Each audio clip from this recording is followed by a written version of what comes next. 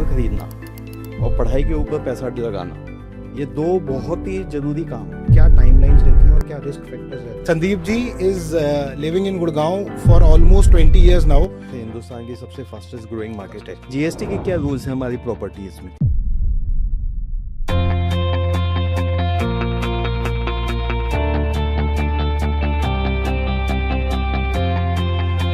Ready to move in better रहता है कि अंडर कंस्ट्रक्शन में, मतलब आप बोल देते हो 2.5 करोड़ ऑनवर्ड। कोई 50% ले, कोई 80% भी ले, कोई शायद सेल्फ फंड कर ले, 20% ले। 3 बड़े इंपॉर्टेंट डेमोन्स देखें। Promise versus delivery. 300 गज ले रहे हो, 300 गज ही मिलेगा। Like club, like your staircases, like your lifts, lobbies, common walking areas.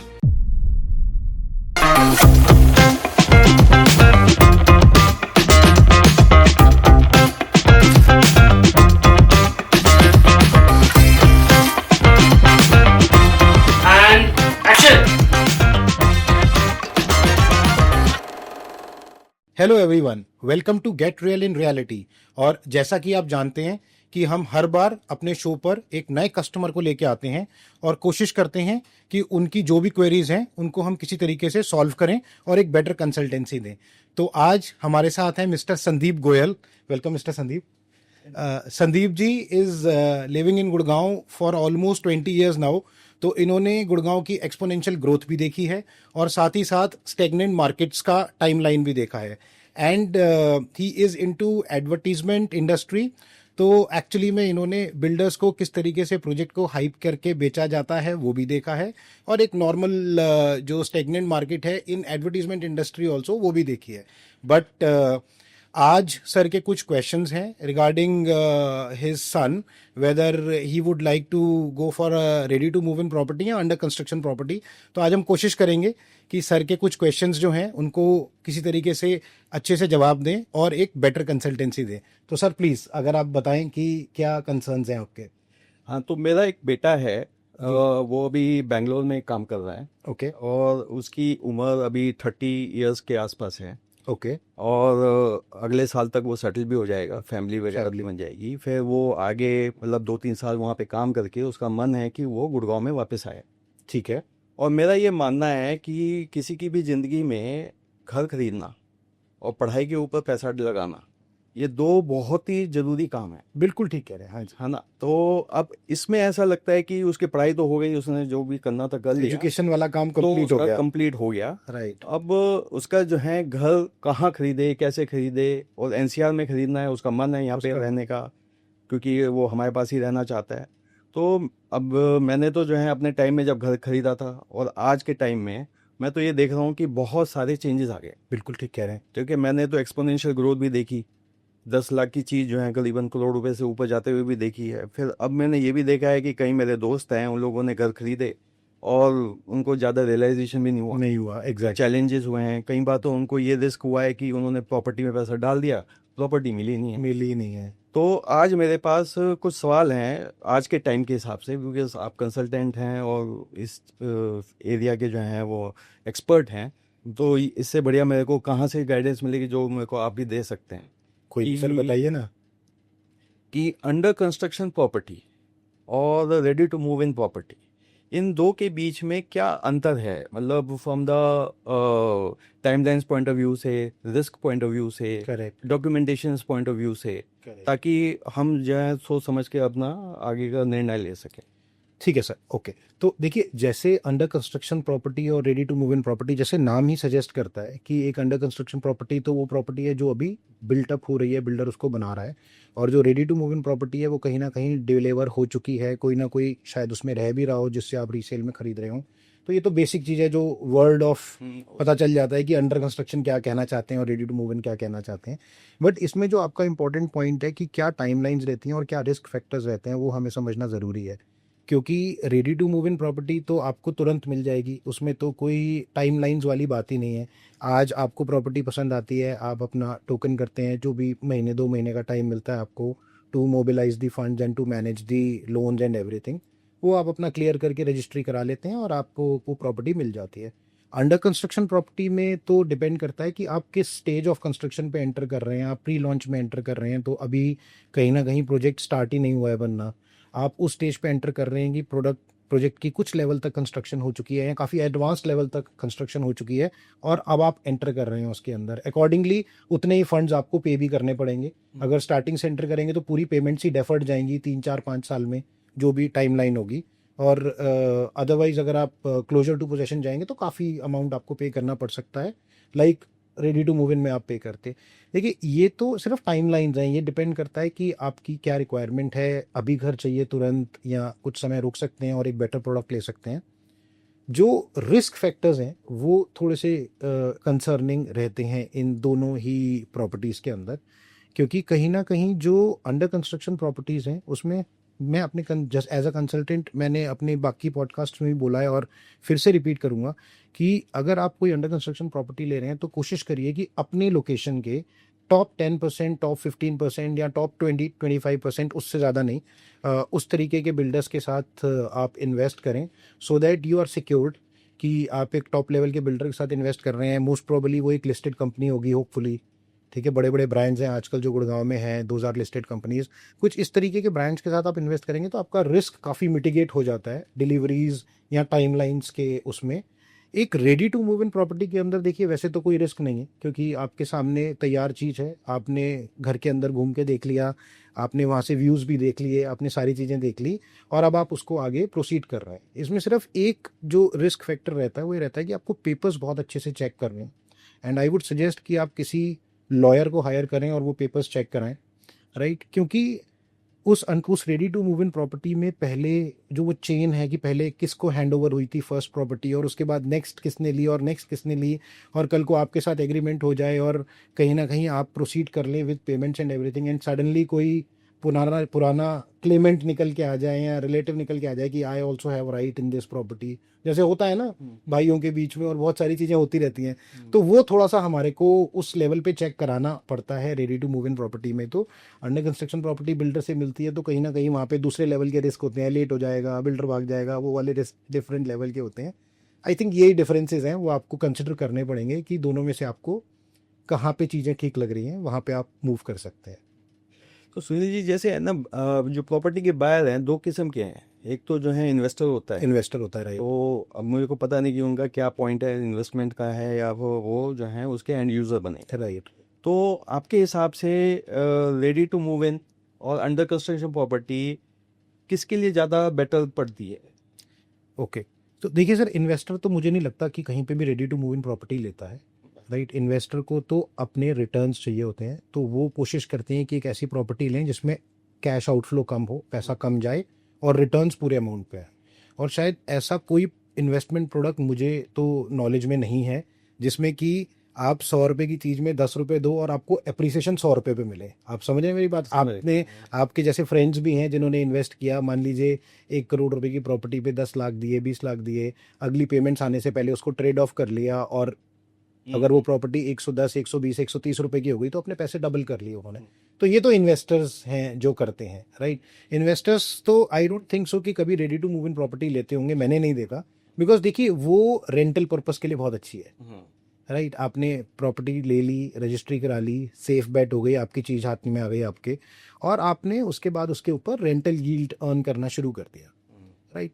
वो that is I don't think so that end users do, right. Ready to move in property normally जो end users हैं वही लेते हैं। तो अगर आपकी requirement है कि आपको घर ही चाहिए और आपने शिफ्ट होना है वहाँ पे, तो मैं तो आपको ये सजेस्ट करूंगा कि आप रेडी प्रॉपर्टी लें। और कहीं ना कहीं अगर आपका पर्पस ये है कि you have some funds in your hands और आपकी कुछ अच्छी लोन एलिजिबिलिटी है, then you go for an under construction property और उस पर आप बेटर एप्रिसिएशन बुक कर पाएंगे, आई थिंक। तो अभी जो मतलब from the investment point of view मेरा एक क्वेश्चन आता है कि जैसे इन्वेस्टर है कोई जी, अगर इन्वेस्टमेंट पर्पज से ली जाए तो जो माइक्रो मार्केट्स होती हैं, हाँ जी, हाँ जी, या फिर जहाँ पे सप्लाई थोड़ी टाइट है, तो उन दोनों के बीच में कौन सी जगह ज़्यादा बेटर पड़ती है आपके एक्सपीरियंस के पॉइंट ऑफ व्यू से? देखिए सर, अगर हम कोई ऐसी प्रॉपर्टी ले रहे हैं जो ऑलरेडी एक ऐसी लोकेशन पे है जहाँ पे सप्लाई टाइट है, राइट, तो 90% चांस तो ये है कि वहाँ पे ready to move in property मिलेगी। तो वो जो फ़र्क है रेडी टू मूव इन और अंडर कंस्ट्रक्शन का, इन्वेस्टर अंडर कंस्ट्रक्शन में जाता है और end user ready to move in जाता है, वो वहाँ पे भी आ जाएगा। बट हाँ, अगर कोई ऐसी लोकेशन है जो कि ऑलरेडी सप्लाई टाइट लोकेशन है, बहुत ज़्यादा डेवलप्ड लोकेशन है, और वहाँ पे कोई एक नया प्रोजेक्ट किसी पुरानी लैंड पे या कुछ सेटलमेंट लैंड पे निकल के आ जाता है, तो वो इन्वेस्टर के लिए एक अच्छा प्रोडक्ट हो सकता है, उसके अंदर कोई डाउट नहीं है। But at the same time उसको ये भी कंसिडर करना पड़ेगा कि वो किस प्राइस पे एंटर कर रहा है, right. However it will be a very good property, because अगर वो एक सप्लाई टाइट लोकेशन पे या एक I will say evolve market के अंदर नई प्रॉपर्टी रेडी हो रही है, तो वो उस लोकेशन की आई एम एक्सपेक्टिंग की बेस्ट प्रॉपर्टी बनेगी, बिकॉज अपग्रेडेड होगी, बहुत टाइम बाद बन रही होगी, तो वो अपग्रेडेड होगी, तो उस पर रेंटल रिटर्न्स भी अच्छा आएगा और उसके ऊपर आरओआई भी इन्वेस्टर को अच्छी मिलेगी। But what is the entry point is very important, right. Secondly जो दूसरी लोकेशंस हैं जिसको कि हम बोलेंगे कि जो मार्केट्स अभी इवॉल्व हो रही हैं, जो नेक्स्ट माइक्रो मार्केट्स बन रही हैं, उन माइक्रो मार्केट्स के अंदर नॉर्मली इन्वेस्टर्स ज़्यादा एंटर करते हैं, बिकॉज प्राइजेस कंपैरेटिवली बहुत ज़्यादा नहीं होते, राइट। और डेफर्ड पेमेंट प्लान्स होते हैं, आपको आराम आराम से एज पर कंस्ट्रक्शन पेमेंट देना होता है। और एक्चुअली में वो प्रोडक्ट एंड यूज़र के लिए भी अच्छा है अगर उसके पास एक बहुत बड़ा कैश कॉर्पस नहीं है तो, राइट। वो वहाँ पे अपनी वो वाली रिस्क मिटिगेट कर सकते हैं कि वो रेंटल पे भी रह सकते हैं और साथ साथ अंडर कंस्ट्रक्शन प्रॉपर्टी में थोड़ा सा दूर लोकेशन पे लेके अपना ईएमआई भी मैनेज कर सकते हैं। हाँ, ये पॉइंट आपका अच्छा है। हाँ जी, दूसरा ये था कि जैसे है ना, अगर आपने जैसे बीच में बोला रेंटल के पॉइंट ऑफ व्यू से भी आप ले सकते हैं, तो रेंटल के लिए ready to move in better रहता है कि अंडर कंस्ट्रक्शन में? क्योंकि अंडर कंस्ट्रक्शन की जो प्रॉपर्टी है उसमें ज़रा थोड़े पैसे मिलेंगे, टाइम लगेगा, राइट में कम लगता है, राइट। तो इन द लॉन्ग रन पूरी इकोनॉमिक्स के पॉइंट ऑफ व्यू से आपका क्या सजेशन है कि रेंटल के पॉइंट ऑफ व्यू से रेडी टू मूव इन लें या फिर जो है अंडर कंस्ट्रक्शन पे? देखिए सर, अगर अगर पर्पस रेंट अर्न करने का है, तो रेंट अर्न करने के लिए तो रेडी टू मूव इन एक बेटर प्रॉपर्टी है। आप आज प्रॉपर्टी खरीदते हैं, कल से आपका रेंट आना शुरू हो जाता है। बट फिर भी मैं एज अ कंसल्टेंट ये सजेस्ट करूंगा कि आप एक अंडर कंस्ट्रक्शन प्रॉपर्टी लें, अगर आपको इमीडिएट रेंट नहीं चाहिए तो। कई बार होता है ना कि आपको you want a regular income from day one, right. अगर वो कंसर्न नहीं है आपका और if you can manage 3 4 5 years, आप ऑलरेडी वर्किंग हैं, आपका कैश फ्लो ठीक ठाक है, तो उस केस में मैं आपको सजेस्ट करूंगा आप अंडर कंस्ट्रक्शन प्रॉपर्टी ही लें। बिकॉज जब वो प्रॉपर्टी डिलीवर होगी, that will be a fresh property, that will be a new property, that will also be an upgraded property. तो लॉन्ग रन में उस नई प्रॉपर्टी का रेंटल आई थिंक बेटर आएगा as compared to the property which we are picking up earlier. अच्छा, from मतलब जैसे होता है ना कि आपने इन्वेस्टमेंट पॉइंट ऑफ व्यू से लिया है, हाँ जी, और definitely you want to see the colour of money, colour of money, later stage, right. तो उस पर्पज से एग्जिट लिक्विडिटी के पॉइंट ऑफ व्यू से कौन सी ऑप्शन बेटर है, रेडी टू मूव इन या फिर अंडर कंस्ट्रक्शन? तो देखिए सर, अगर हम अंडर कंस्ट्रक्शन प्रॉपर्टी की बात करते हैं, तो अंडर कंस्ट्रक्शन प्रॉपर्टी में ना मल्टीपल टाइम्स पे एग्जिट लिक्विडिटी हमें मिलती है।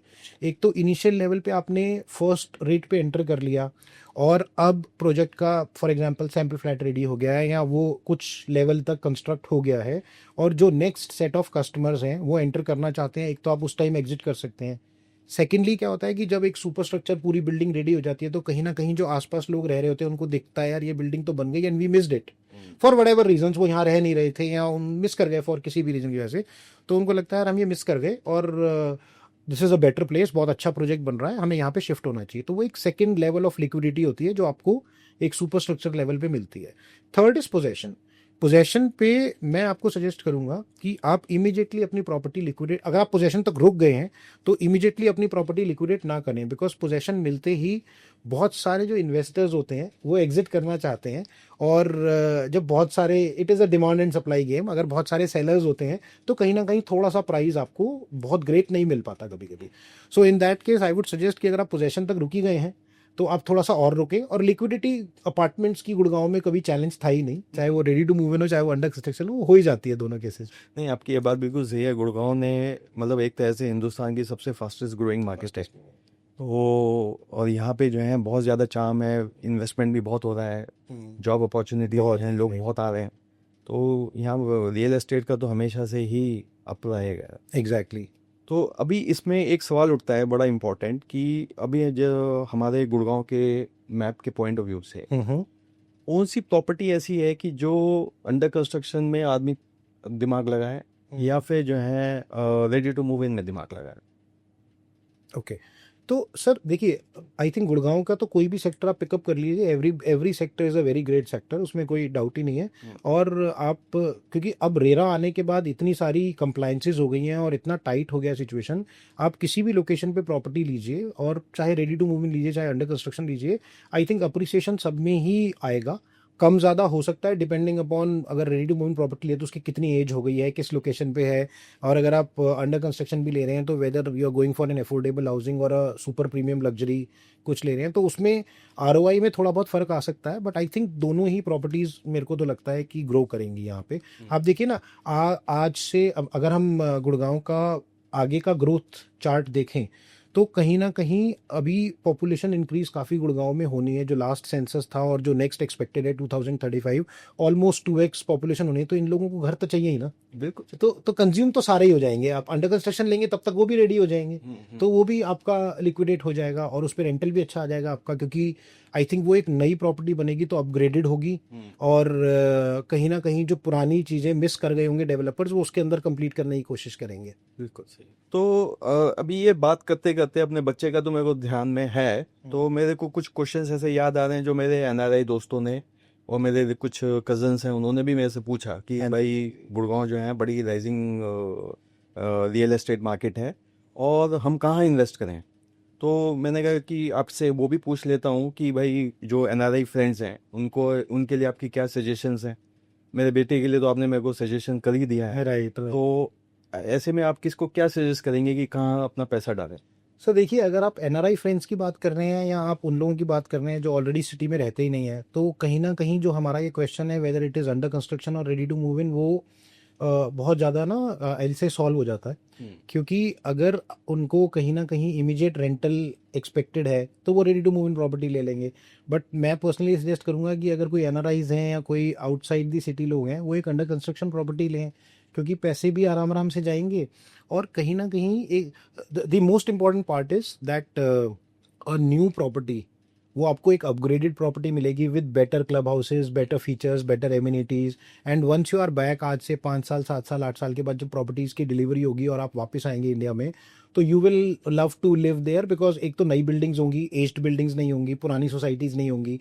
और जब भी कोई नई चीज़ बनती है तो वो बहुत ही बेटर बनती है एल से, और विद दी एडवांस्ड एमिनिटीज़ बनती हैं।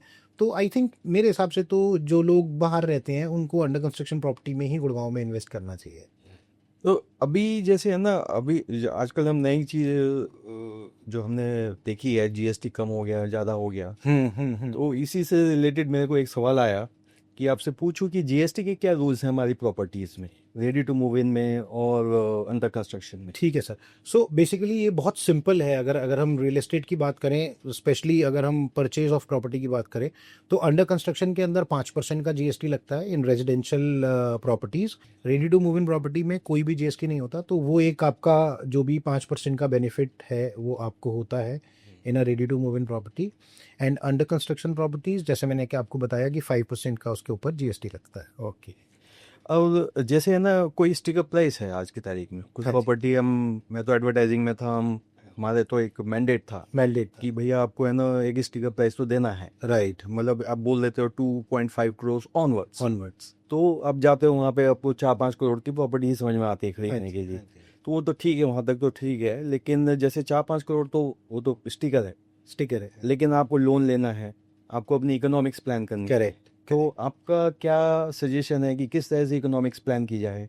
लोन आपको तो लेना ही पड़ेगा, कैश डाउन देना ही होगा, राइट। तो पूरी उसका जो टाइम फ्रेम है, राइट। उसमें क्या इकोनॉमिक्स बनती है अपनी। सर देखिए, जो लोन वाला पार्ट है वो डिपेंड करता है पर्सन टू पर्सन कि कौन कितना लोन ले रहा है। हो सकता है कोई 50% ले, कोई 80% भी ले, कोई शायद सेल्फ फंड कर ले 20% ले। बट अगर आप सारा पैसा सेल्फ फंड भी कर लेते हैं, जो कि नॉर्मली केसेस में नहीं होता है, बट ये चीज़ मैं पहले भी कई बार बोल चुका हूँ कि आप अगर 100 रुपये की चीज़ ले रहे हैं तो आपको एंड में वो 120 रुपये की पड़ेगी। अभी मैंने लोन का अमाउंट फैक्टर इन नहीं किया है, लोन का इंटरेस्ट पार्ट फैक्टर इन नहीं किया है, बिकॉज आप देखिए ना, बहुत सिंपल सी बात है।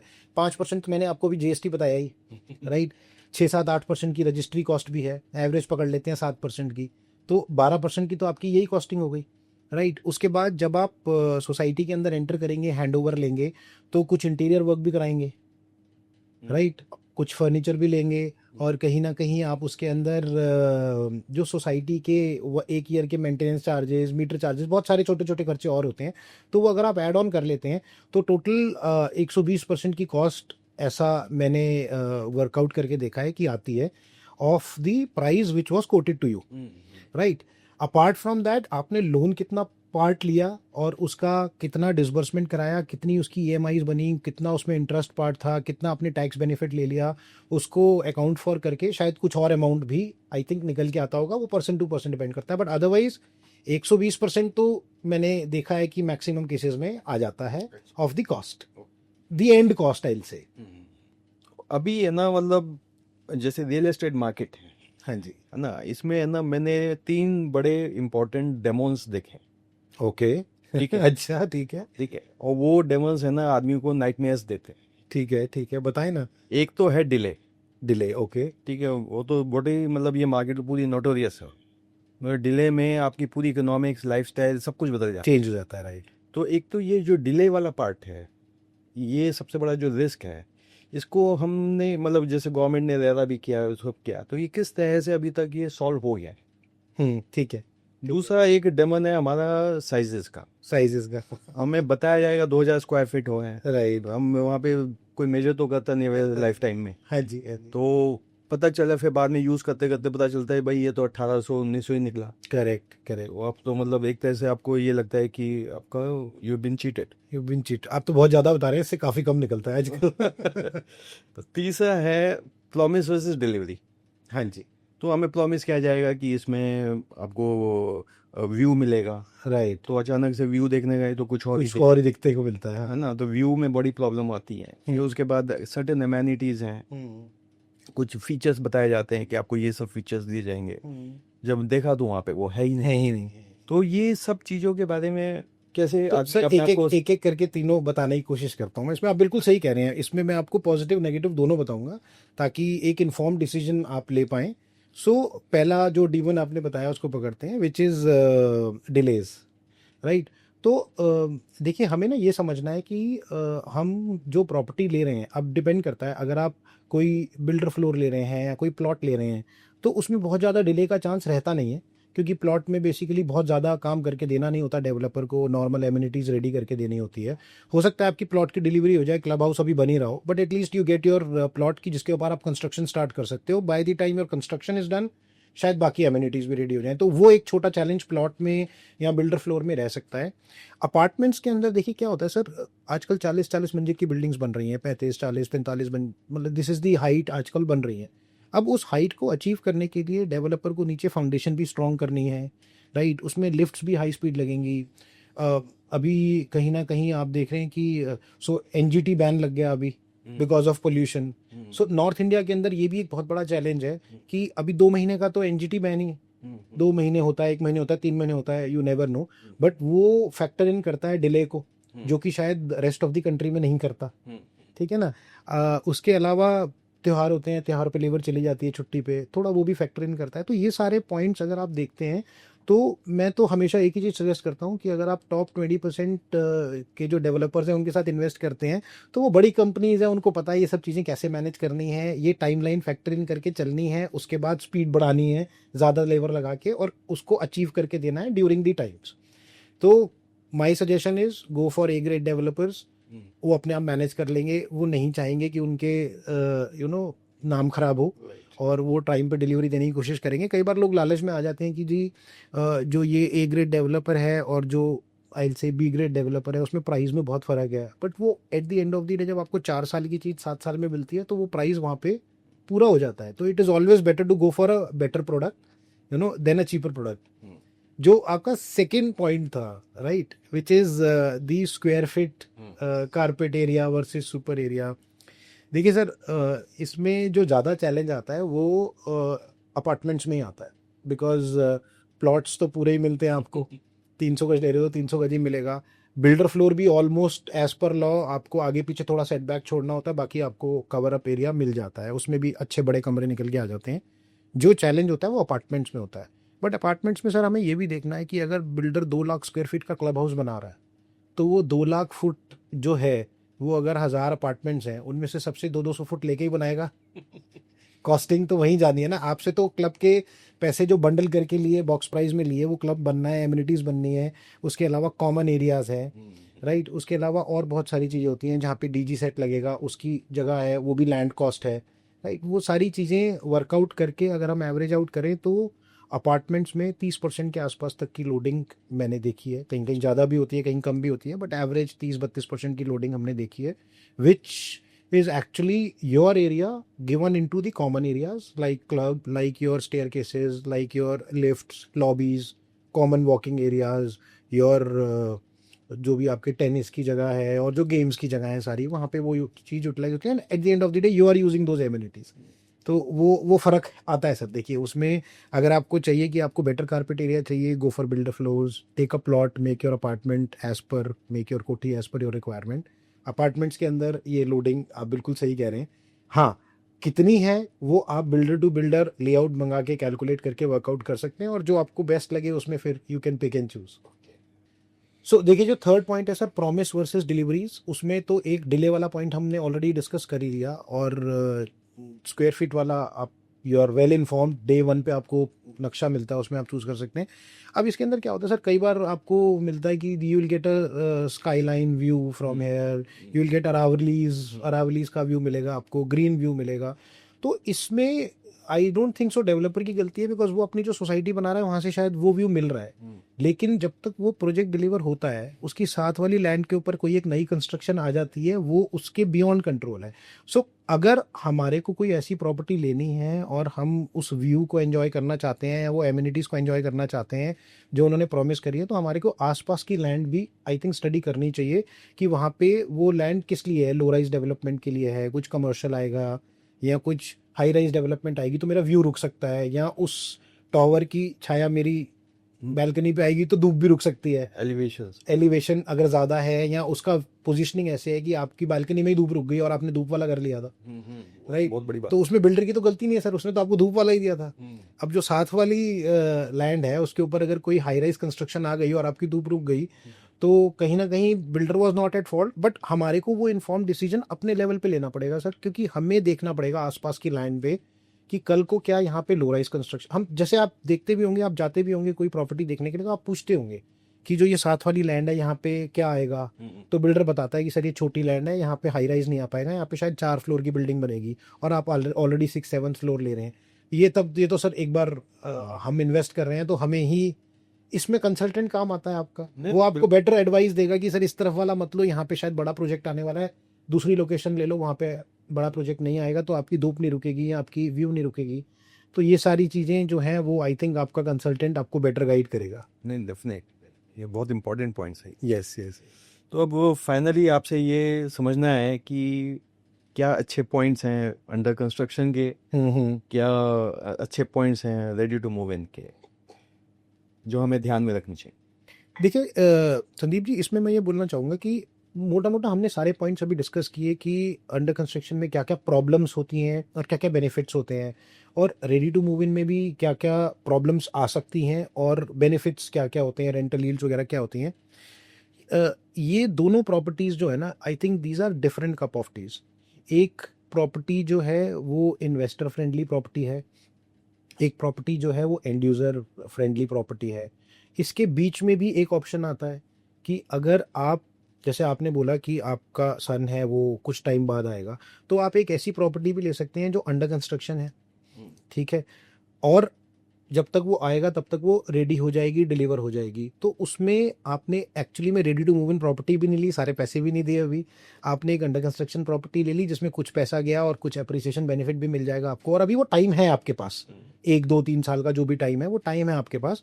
उसमें आप सारे पैसे दे के रजिस्ट्री करा के उस घर को ना लेने की बजाय एक अंडर कंस्ट्रक्शन प्रॉपर्टी लो जिसमें सारे पैसे भी नहीं जाने, और कहीं ना कहीं जब उसका पोजेशन मिलेगा तो he'll enter into a fresh house, ठीक है, अपनी फ्रेश लाइफ स्टार्ट कर रहा है तो he'll enter into a fresh house. I think that will be a nice decision. बाकी again I said it is a different cup of tea. Both of the things are different cup of tea. Secondly, आपकी finances, आपकी requirement भी इसके अंदर matter करती है कि आपको क्या पिक करना चाहिए। तो इसलिए मैं सजेस्ट करूंगा सर एक राइट कंसल्टेंट पकड़ें, वो आपको बेटर एडवाइस करेगा और आपको एक अच्छी चीज़ दिलाएगा। चलो धन्यवाद जी। ठीक है sir, thank you so much for coming. Okay.